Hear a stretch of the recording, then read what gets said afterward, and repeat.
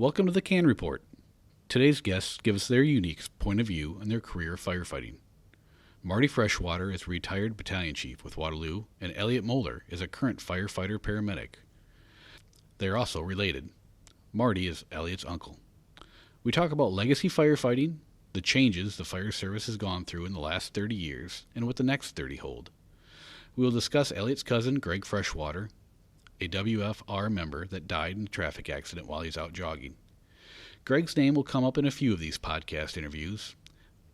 He was here a short amount of time, but left a lasting impression on everyone he worked with.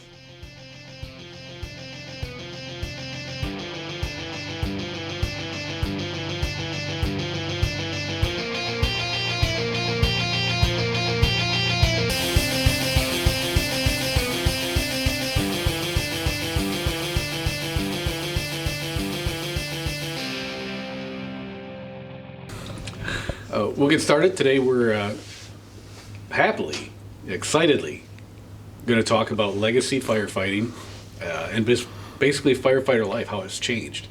With us today is retired Battalion Chief from Waterloo Fire Rescue, Marty Freshwater, and his nephew, current firefighter, paramedic, swing paramedic for C Shift, Elliott Moeller. Welcome, guys. Thank you. Yeah, thank you. Let's start with you, Elliott. Now, you know what? Let's start with Marty. Marty, how long were you on the job? Just about 28 and a half years. You stated right beforehand that you were retired for 5 years. Yep, May of 17. So what year did you start? 89, May of 89. How did the department change in those 28 and a half years? I would say probably the equipment was probably the most significant change. Apparatus, fire gear, breathing apparatus, safety, technology, just like in everything else. Right. We had no computers. We didn't do fire reports on computers when I started. We rode outside in the fire trucks, either, in a jump seat that was out in the cold in the winter. We didn't have enclosed cabs. Ladders were stick ladders. We had one platform. We didn't really have ladders were a lot shakier, the aerial trucks. But basically equipment, I think, was the biggest change. Right. As a rule, would you have said that firefighters themselves have remained somewhat constant and only their technology has changed, or did you see any type of culture changes within the department? Oh, yeah. I would say with the technology, the firefighters coming on, us older people, it was more of a transition to us to change to the new technology, where the young kids coming on nowadays were been born and raised with it. Right. So as far as pumps and trucks working on computers, they pick it up a lot quicker. Ours was all mechanical. There was nothing to do with reading digital stuff. The computer reports, the medic side especially, like Elliott, the monitors, all the technology, and the paramedic side, the healthcare side, they all, were very savvy of it. And learned it easily. Right. How old were you when you got hired? I was 27, almost 28. Yep. What had you done before that? I was in the trades. I was licensed. I had a master plumbing and mechanical. I did, heating, HVAC, and plumbing. That's what I did beforehand. What skills from that helped transition over into fire? Oh, all of it, basically. Plumbing, with hydraulics and stuff, with fighting the fires, and water flow, piping, nozzles, figuring GPMs, all that stuff. Any mechanical thing really helped. Yeah, I 100% agree with that. I came from construction, and that just building knowledge was such a benefit to have that knowledge in your back pocket as you were learning all the other aspects of the job. Yeah, and as far as HVAC, ventilation and airflow in commercial structures, getting rid of smoke, shutting down systems, all that, sprinkler systems, it all came pretty easy to me. I was pretty fortunate. So it depends. It's basically firefighting to me is a skilled trade too. Right. So any trades you have beforehand, whether it's farming, EMS, electrical, everything's going to help. Right. Yeah. Absolutely. Experience is what helps. Oh, yeah. No doubt. Speaking of experience, Elliott, tell me a little bit about yourself. Well, born and raised here in Waterloo, Iowa. I went to Kingsley Elementary, then to Hoover, then to West High, then to Hawkeye. I knew staying local was probably the best option for me, and some of my work experience involves working at Ridgeway True Value Hardware. I was very lucky to have the opportunity to work there while they were open. John and Sharon Schotter, they were amazing bosses and more like family rather than just a job. And then also worked at Community Wholesale for it's on Commercial Street, and that was a good job as well. Kind of opened my eyes to the real world a little bit. Great job as well. And then the care ambulance, and then kind of got my foot in the door into EMS. I honestly didn't know what I wanted to do. I started at Hawkeye, just getting my general ed, kind of just feeling it out, and I did a few ride times with Officer Weldon at the time, and it was a great time. And then thankfully Marty was able to get me in for a ride along before I had anything, just kind of feeling it out, and that kind of, it took me one shift to realize that this is what I wanted to do, and there's no plan B. So if it wasn't for Uncle Marty, you could be Officer Moeller right now. Potentially. I don't know why. Yeah. Smart move. Yeah. Yeah.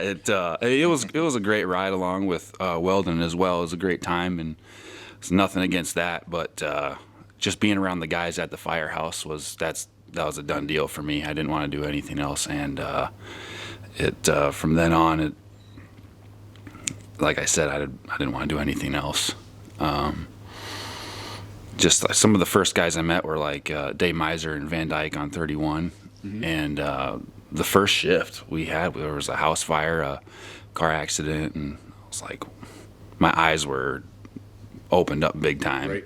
And not only like the job, but I just saw how the guys all worked together, and it didn't feel like a job. They all just knew what each other wanted without necessarily even talking to one another. I noticed, and it was a great experience. It's definitely something that's hard to describe. Yeah. Until you see it, and then you understand exactly what we do. Yeah. When we have to do it. It's crazy sitting in the kitchen now at headquarters, and sometimes in the same seat where I remember sitting next to Marty, eating lunch with the guys, and it's just kind of surreal to me. I mean, I tested a lot of other departments, and again, nothing against those departments, but my roots were here in Waterloo. It wasn't a matter of starting here necessarily. That was completely a blessing, and it was a matter of my end goal was to end here in Waterloo. Mm-hmm. But I had great experience I wouldn't trade that experience testing elsewhere, for anything. Where else did you test? Everywhere I tested twice, which was in no particular order: Mason City, Cedar Rapids, Dubuque, Des Moines, and Ames, and Waterloo. So relatively local. You didn't go to New York. No. You didn't try Phoenix, anything like that. That was always my goal, to stay local. Right. But yeah, it was, again, I wouldn't I signed up for my first test before I was even 18, didn't have anything. And I just remember Marty saying, just get your reps in, and you'll eventually get better. I remember not even making it past the written on a lot of tests. And then just the second time around, the second time I went to all those same departments, that was my goal, to at least pass every written, and thankfully I did that. and Greg also played a big part in that. Wherever we always tested together, wherever we went, and he ended up getting on in Marshalltown. Right. So it was kind of like pressure's on, because he was kind of chirping me a little bit, which I loved it. Mm-hmm. But I don't know, he just always kept me accountable, and he's like, when you getting on? You make this list? He always just followed up with me, and he had the same end goal as well, which he'd say the same thing. Nothing against Marshalltown. I'm sure it was a great time.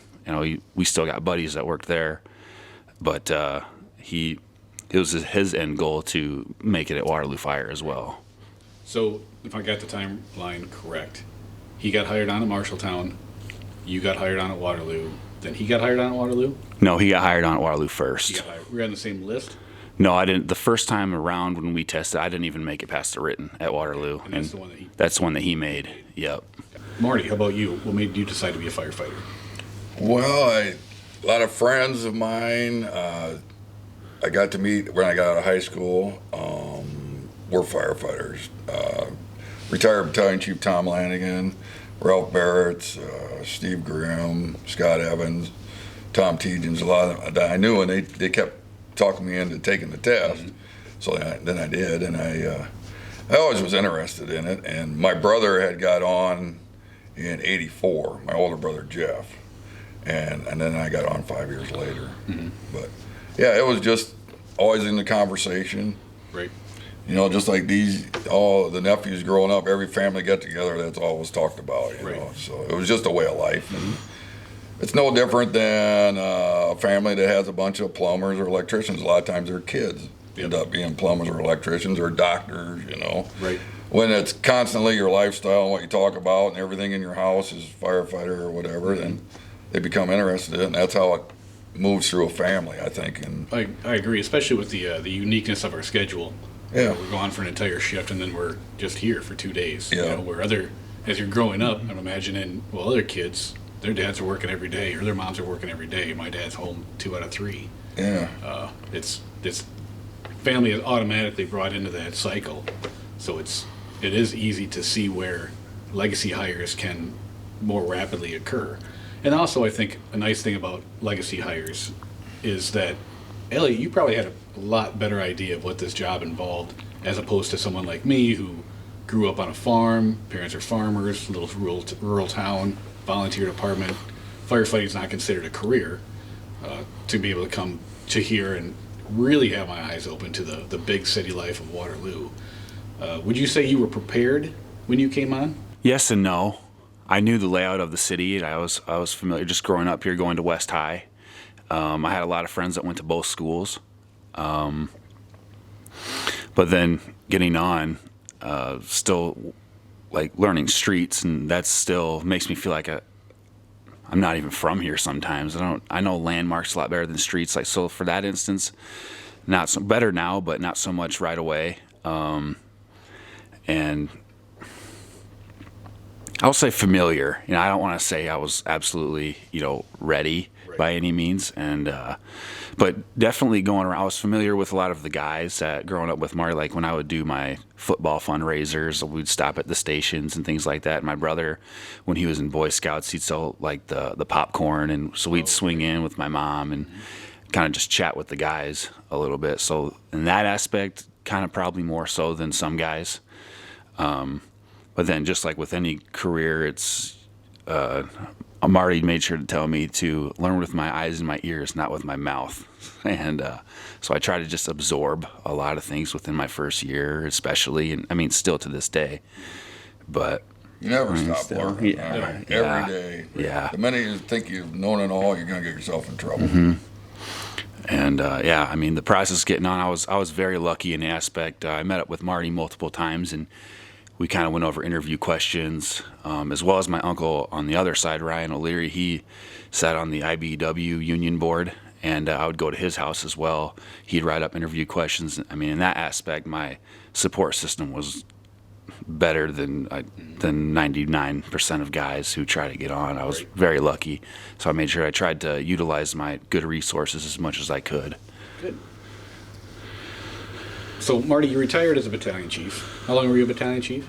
5 years. 5 years. My last 5 years. Yeah, I started off just as a firefighter, worked my way through all the positions all the way up to the top, got to do a little bit.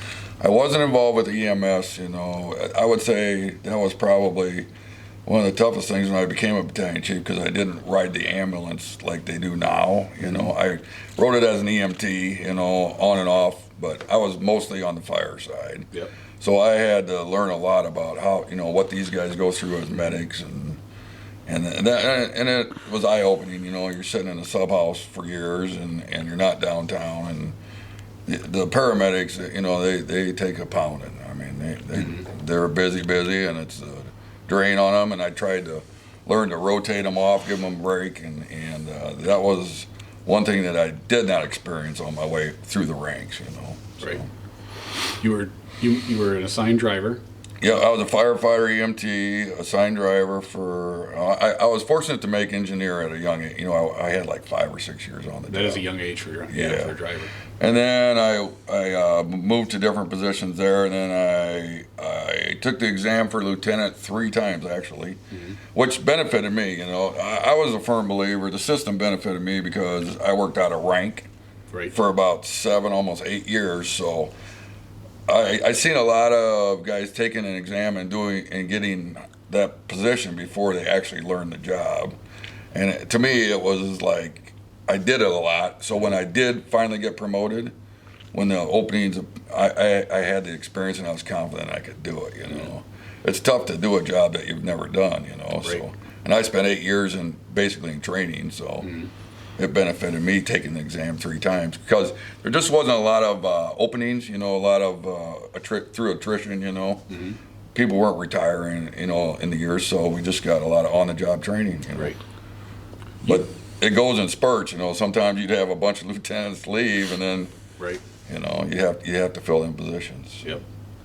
You probably gave me the best advice of anyone when I first got promoted to lieutenant. And you probably don't remember it, in the battalion chief's office. And I went from medical officer on the ambulance to lieutenant, and I did get promoted on my first try as lieutenant. So I was 2 green. I did well. I had a good driver. And that means a lot. That's the team aspect of it. Yeah. The thing you told me is you need to absolutely shift gears. And everything you know about a call has to change because your responsibilities have now changed. That patient, when you go to a motor vehicle collision or a cardiac arrest call or any other type of call that the engine company goes on, isn't really your responsibility anymore. You're responsible for everybody else. And I took that to heart, and I tried my best then to always remember that. And it was hard because you always want to go to your wheelhouse. You always want to go to your comfort zone. And at that time, my comfort zone was in the back of the ambulance. I've been a firefighter before, and I was a firefighter when I came on. But you get into those realms of, I know what to do here, I'm going to do it. You need to step back. You need to look at the bigger picture and make sure everybody was safe. And I think that honestly helped me transition as well into a battalion chief because now the exact same thing occurred. Everything you knew what to do before helps, but doesn't matter because now you have a bigger picture to look at. And now you have everyone else to concern that you have to worry about. And I absolutely took that to heart. I think that's in my almost 18 years in the career, that's probably the best advice I've ever been given. Yeah, and I think the most stressful thing is as you move up the ranks, your responsibility, it's like doubles and triples, and pretty soon you're in charge of a whole city and a shift. And you know, I always told myself I don't want to be the one to have to go home or go to somebody's house and knock and talk to their wife and tell them their husband's been hurt or whatever. So that was my priority, you know. And when I retired, I remember the last day we had a general alarm like right before my last call. It was over on Dixon, and TJ was driving me. It was a fire on a balcony, but that was my last call I ever made, and got off there, walked out of my truck in the parking lot. I'm like, I made it. Nobody got hurt, and the stress was just, the responsibility was just, it was a huge relief, you know. But as you move up, you know, and that's why I try to stress to the younger guys, you know, take the challenge on, move up, you know, take the exams, take on more responsibility because that somebody has to do it. Exactly. You know? You have to better yourself, you know. So yeah, my whole my whole thinking on it was, I don't want to leave any stone unturned. I want to try to test every test. I want to try and do as much as I can to give everything I can to it, because this is a great city and this is a great department. I wanted to make sure that I could give them everything I had. I was really comfortable on that lieutenant seat.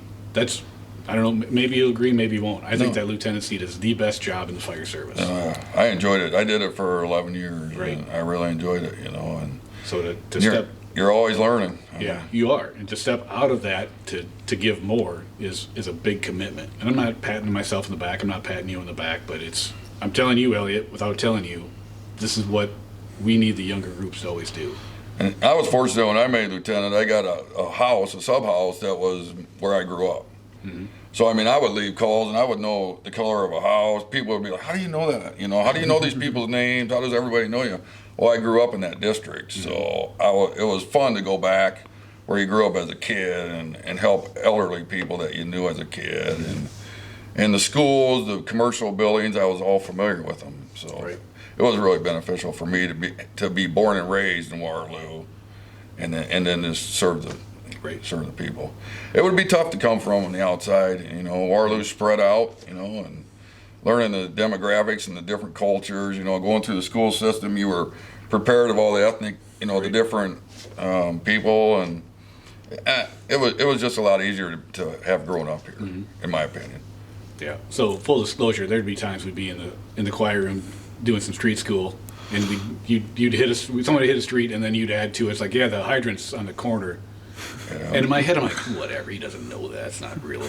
We'd be out later in the day, and it's like, hey, TJ, my driver at the time, go drive by there. I want to see where that hydrant's at. It was right there every time. Yeah, it's repetition. You know, the nice thing about Waterloo is you made so many calls that a lot of stuff you didn't forget, you know. Right. And some calls were to the same buildings, you know. There was frequent stuff, and you learned the water systems, electrical systems, and transformers, and yeah.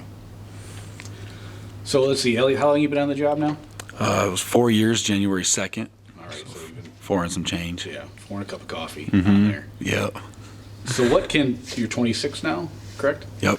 What can 26-year-old Elliott say to 22-year-old Elliott that would have given you a little bit even more of a bump? Oh, man. It's just, it's all worth it. It's all the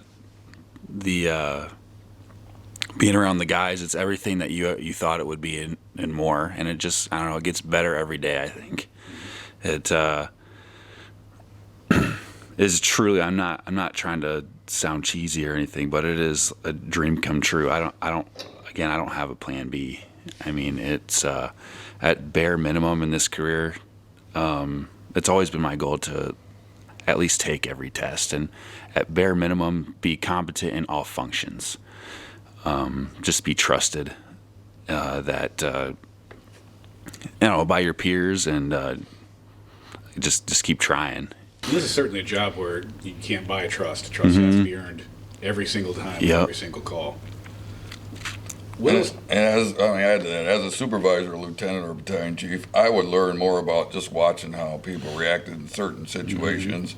And those are the people that you went to, because everybody reacts different to different emergency situations, and you learn to find your guys. Absolutely. Just kind of like a coach of a football team or whatever, that specifically this is their skill level. This is where they need to do. This guy needs to go there. And it's the team aspect, and you find that the kids coming in, you know, they take the exam and go through the training. And I'm not saying not everybody's an athlete, but I think it's beneficial to kids that have played on athletic teams and, you know, can listen to the quarterback basically. And, you know, I was never one to say, the quarterback wears the same uniform as the rest of the team. So I was never one that wanted to wear the fancy badges, and when I made battalion chief, I just kind of like blended in.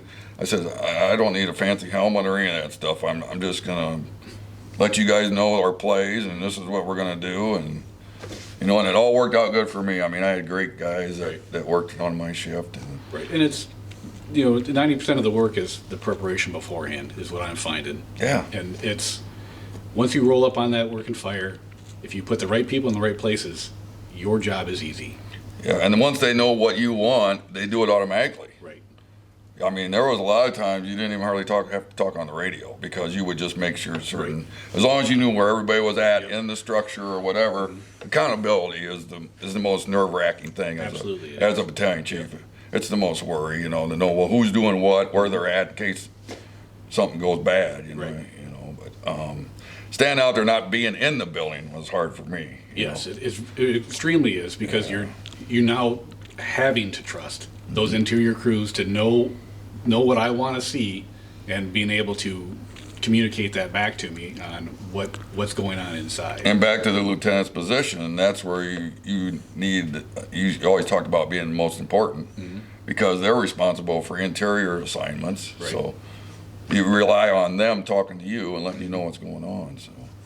Elliott, what's the next step? You're a swing medic right now. Want a home? Do you like swinging around? I think right now I really enjoy swinging around. That way I'm always picking lieutenants' brains on preferences, pet peeves, things like that, and just being able to go over all the trucks and familiarize myself even more with every territory. I was very lucky to get the swing job. I mean, I would have been happy with any job, but just the way that the chips fell, it worked out a lot, and I've gotten a few opportunities to even drive.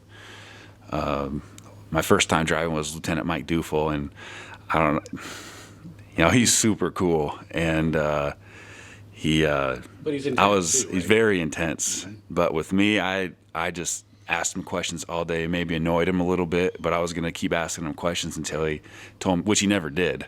But everything from don't hit those manholes to, stay towards the center line when you're driving. Him and Alsup took me out to the training center, and we went over basically cut and dry, first time driving ever, how to get water to the hose. And thankfully with that experience, I'm very confident in my abilities to at least do that. Mm-hmm. And just the way that they know the truck, it was just great. And then I drove Troy Reeser for 2 shifts as well, another great teacher, and he really helped me out a lot as well. Mm-hmm. It's kind of an after-the-fact type of thing because I never got promoted to driver. I drove very few times.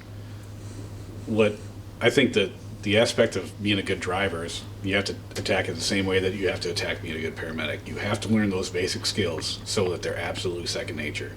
You have to understand how this pump works, how to get water to it, and then you build from there. So you build from there, now you can troubleshoot. You build from there, now you can do those complicated tandem pumpings or relay pumpings. Absolutely. But without that start, without that minimum knowledge, you'll never be able to build off of that. Yep. Back when I was helping guys, I always said you need to know how the truck works when stuff goes wrong. We had this funny little thing in Iowa that's called 40 below zero. So I mean, anybody can go out and pump a truck when it's July, but when it's freezing cold and stuff starts freezing, you got to keep stuff flowing. You need to know how everything operates on that truck, otherwise, you get yourself in trouble. So right. It's a lot of work to learn how they operate, but it's worth it in the end. And to understand that you have to learn with all your senses too. You have to listen to that truck. You have to hear it. If you hear it change, something changed. Even though your gauges haven't affected you, something's up, and you need to figure it out. Yep. And you absolutely have the life of those crews life in your hands to make sure that they get back out safely. Marty, what kind of transitions did you do once you retired? I mean, how was that transition from once every 3 days up to a hypervigilant state where you need to worry about everybody and everything to just we don't scale down slowly, is shut off? No, I still don't sleep very well. You know what I mean? Every little noise wakes me up because Right. as a battalion chief the last 5 years, I never really went to Right. because you just got to have so much stuff going on. That. Yeah. So you don't sleep well. I'd say, not being gone home was weird, every third day. Mm-hmm. And it was probably, I have an 18-year-old, I was a late bloomer as a parent, so I still have a high school kid at home. But for them, it might have been more of a transition having me home every day Right. than me being home, because they'd have their 24 hours to hang out, whatever, so. But I would say probably sleeping is still, I don't know, I just don't sleep very well. Yep. Yeah, I try to explain it as I don't really ever sleep. I can rest, but I never hit into a deep sleep because you always got to listen to the radio, phone calls, whatever else might be occurring. Yeah. If ambulances are out or trucks are out, I'm always listening to make sure they go back 10-8, back in service. And you always had to know what other district to cover, if people were on calls, or which ambulances you do have in service. Mm-hmm. Yeah, there's a lot going on that you shouldn't let go, but you just can't let go because you you're worried about them getting home safely, like you said before each day. But the stress, I gotta say, the stress level, the worry or whatever is gone. It's a big responsibility. Until you actually do that job. When I was a lieutenant, you're in charge of 4 or 5 people. Right. But when you're in charge of 35 people, right. I mean, it's a whole different ballgame until you actually do it. I used to think of other battalion chiefs, they look pretty ragged or whatever, tired, and you're like, oh, geez, you didn't really have to do it. But until you actually do it, it's an eye-opener. If anybody has experience to do it for just a little bit, just to see what it's like. Right. There's been several times I'm like, you know what, you can hold this radio for a while, and you can see if you can do it better than me. Yeah. But I think we're a little bit better. I think, at least on my shift, they understand a little bit more of all the aspects to it. We do learn as we grow in the job that we're one ingredient in an entire bowl of soup. It's an important ingredient. It adds to the whole soup, but we're just one little part of it. When we talk about stress and relaxation, Elliott, what do you like to do to relax? What do you do on your time off to de-stress? Honestly, I enjoy. I do things like going to the gym, exercising. I enjoy working with my brother as well. Just to kind of, we do a little bit of landscaping. It's kind of the mindless work to where I can kind of unwind, just put in a podcast and mow a big property for a couple hours, or just go to the gym and hop on the treadmill for 45 minutes to an hour, and then just kind of, I think I do pretty good at just being able to not think about work when I'm off. My wife is a very good support system. She took a little bit of time for her to adapt to the schedule. She's not crazy about being home every third night by herself, or when I have to work a 48, things like that. She's not real crazy of it, but it's a necessity sometimes. Overall, as of right now, no kids. I can go home and sleep if I want. I can tell my brother, hey, I'm coming in at noon today. We had a bad night, or my overall support system is just great. I really have I feel like I can't really complain. There's guys that have 3 kids at home and work other full-time jobs, and I try to keep it pretty lax. I also work at Allen. That's kind of a good, in a way, good way to unwind, unplug, just to be able to understand. And it's also good for the job, because I know doctors by first names now, and nurses. Makes giving handoff reports and things like that easier, and basic reps with IVs and 12 leads as well. Just overall, the ability to unwind. I'm very lucky with what I have in my outside life as well. One of the fringe benefits, especially when you're on the ambulance, is you get to know every doctor at the ER. You get to know every cop that's working the streets, and you build that trust with them as well, so that we know they know. Oftentimes, in the radio report you give, not so much what you're saying, but even just the tone of your voice as you're saying. Absolutely. They can pick up what's going on in that ambulance, and that's an awesome relationship that we have. Yeah. Back to the home life and your wife. That's where I was fortunate too. And you can talk to any retired firefighter in their career. It seems like every time something bad happened at home, you were on duty. Whether it be a water leak or a kid falling down getting stitches, it seemed like you were always on duty. So I was fortunate to have a wife that was just independent. She could just handle it, Right. It might be duct tape around a water line or to stop a water, whatever, but she never really called, She just took care of stuff. So, and that's part of the support group, because you're gone a lot, you're gone Christmas mornings where you're going to miss your kid opening up Christmas presents. You miss a lot, sporting events, and so to have a wife that can take on challenges, it's a good deal. Talk a little bit about Greg. Was Greg older than you? Yeah. How much older? He was born in 1990. Okay, So well, you were born in 95. Okay, so what's the difference? About 4 and some change, probably. guys Yeah, I didn't know when he was born. I didn't even know the know this year. would be a math I knew his birthday. That's it. I was like, I don't know Yeah, what he was year. born in 90. Were you close growing up? Yeah, definitely. So Greg grew up in Dyke? Yeah, between Hudson and Dyke. Hudson Yes. and Dyke, and you grew up in town. Did you get to see each other very often? I would say a regular, especially as little kids. As we got older, we're both working, but definitely as kids, Christmases on a regular basis, run around the summertime, things like that as well. We went to Hawkeye together. He went the fire science route, and I went EMS route, but still kind of same time with that. But definitely as little kids.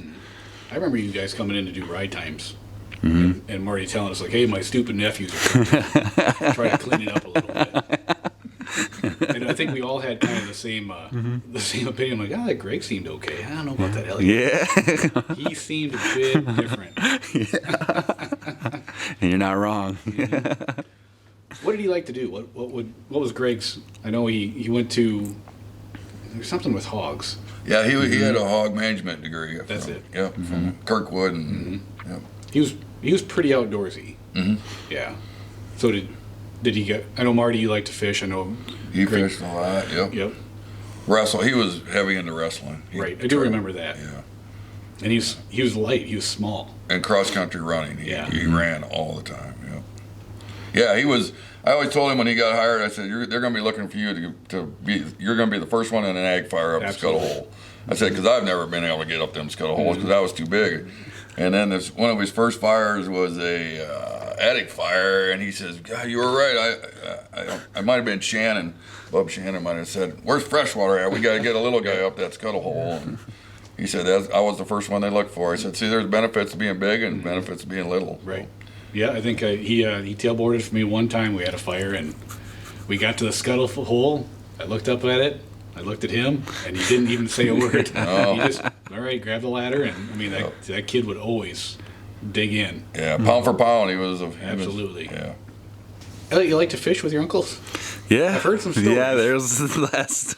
I do. I enjoy it. I really do. Just it's more so spending time. My brother, he's more the outdoors guy, but I like to just be around the guys, and never come empty-handed, And yeah, I got the opportunity to fish with Marty and Mike Jen this last fishing tournament, and How's that? that was good. I told them the story about me losing my hook. Yeah. And, So I heard the story from TJ.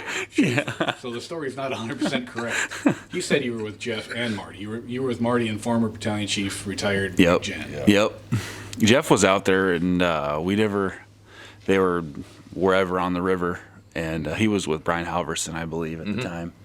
But it was an overall great experience. Did you catch anything? No, absolutely Why not. didn't you catch it? I borrowed the pole from Spencer, and he already had it strung up and everything, and we get out there, and I go to cast it, lose my hook on like the third cast, and I asked Marty the first time, I was like, can I borrow a hook? He's absolutely, yeah, no problem. Gave me the hook, I did what I could. I did a bunch of knots and everything through it, thinking, hey, this ain't going anywhere, The crankbait. Yeah, literally lost it again on the second cast, and I didn't want to ask for another hook, so I just let the string dangle in there for the water. Yeah, and you sat down taking a break and yeah, just drank the beverages that were available on the boat, and just hung out and talked to them. It was a good day, and they're sitting there, and Marty asked me, "Well, you ain't catching nothing? You having a good time or what?" I was like, "No, I'm having a great time. I just haven't had a hook on my string for about 2 hours." That was one of the few questions I remember coming in. Tommy Westermeyer, when I was a rookie, they'd always ask you, "Do you hunt? Do you fish?" I remember Tommy Westermeyer, I didn't drink coffee when I started, and he's like, "How did you ever get hired on this job if you don't drink coffee?" Yeah. You have the three main questions: do you hunt? Do you fish? Can you cook? Yeah. Have you learned any? Can you cook yet, Elliot? Yeah, I have a few things I'm comfortable, Yeah. cooking guys. Never tell a cook you're not fond of gravy either. That didn't go well for me when I was rookie. What do you mean you don't like Yeah, gravy? you need some years on before you start saying. Yeah, I know. Especially I shouldn't have said that. Yeah. Yeah, it's always turned out okay, edible. Right. No one's ever complained. No, that you care? not to me, which Right. I don't think they'd hesitate. But I do miss the unlimited amount of food. I mean, the cooking was Right. phenomenal. I mean, there were so many good cooks over the years. Yeah, I've lost about 15 pounds since I retired. Well, there's hope for me. So, Elliott, you've got 19 years before you're 55, minimum retirement age. Where do you want to see this department go in those 19 years? Because eventually it's going to be your department. I honestly, I like just seeing things like this happening. I want guys to know, like, I'm always down to support the cause any way I can, whether that's, carrying equipment or, whatever it takes. And just seeing guys like you, a couple other guys that come to my mind doing cool things for this department, or like John Keeler, and just I don't know what you want to call them, just the organizations like the health and fitness part of it, and just the effort guys are putting towards getting 2 sets of gear and possibly the sauna. I know sometimes it's all just talk, but I think just great guys are in the position of at least going towards the right direction. I mean, it's I'm kind of enjoying the ride, and just again want guys to know I'm always willing to reach out or help if I can in any way with anything. I like where it's going. I think like with getting computers in the truck, BC Luck was out talking about that the other day. I'm like, that's awesome. I kind of do pride myself on not needing it. I think that separates us as well from other departments who've had computers in their trucks for 10 to 12 years. And then when students come in, and I tell them, we don't have, like, how do you know where you're going? Things like that. We don't have GPS in our truck. They're kind of taken back a little bit, because everywhere has them, and which I kind of like that we don't, in a way, right now. I think it's cool that we are getting them, Right. but I kind of, like I said, pride myself on not necessarily needing it and knowing the city that well. Yeah, it's something to be proud of. 'Cause if anybody's ever been to Waterloo, the streets aren't all north, south, east, west. We have the railroad to worry about. We have the river that throws everything off for a loop. It's a difficult city to learn the streets on. So to have that in your toolbox is great. Even when we get the computers in and it'll show us what to do. Computers go down. Yeah. Your brain hopefully doesn't. So where do you want to end in your career? I know. Let me preface it for you that I know at 22 years old when you got hired, you just said, I will go anywhere you need me to. Just hire me. But you're doing the work now. Yeah. Do you want to end up on the engine company? You think EMS is going to be your final stop? I don't know. At this point, I'm just so happy to be on this department, and like I said earlier, I at bare minimum, I want to be trusted in every function of the job. I would say on an engine company, ideally, because I know guys on the ambulance have their burnout periods, and I don't feel like I'm even close yet. I know it can happen, at different times for everybody. As of right now, I'm really enjoying my ride on the ambulance. I also, not trying to sound cheesy or anything, but I enjoy literally everything. Driving, it's been a little nerve-wracking, but in a good way. I'm a firm believer in diving headfirst into whatever is thrown at you, and I enjoy working with everybody. And I would say on an engine company, because everyone has their burnout. That's probably where I would like to end up, whether it's driving, lieutenant, or possibly chief. I don't know. I'm going to plan on taking every test and giving it everything I got. But Well, I think it's across the board. Everyone I talk to, when we talk about, and I'm doing a really good job, I feel, of calling you Elliott. You have a nickname. Do you mind if I tell him? no, not at all. Your nickname's Brick. I've never asked you details on why it's Brick. I heard Booger one time. Booger? Yeah. Didn't somebody call you Booger? Chucko, yeah. Oh, There's another person with a nickname. Whenever we talk about Brick, it's across the board always the same thing. We need 75 more of those guys.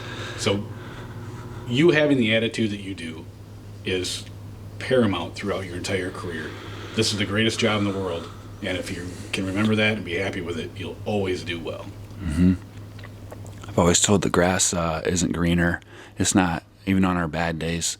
The grass isn't greener on the other side. It's greener where you water it. Mm-hmm. And again, I love this city, and I wouldn't, again, be anywhere else. Awesome. Well, we're kind of running to the end of the time here. Do you guys have anything else you want to talk about? This has been fun. Yeah, it's been, and also full disclosure too, when I came up with this idea and I put it out via, I think, an email, or I don't remember how I even sent it out to everybody that was on the department, Elliott was the first one to respond, and it was an absolute no-brainer. You must have read it and immediately responded.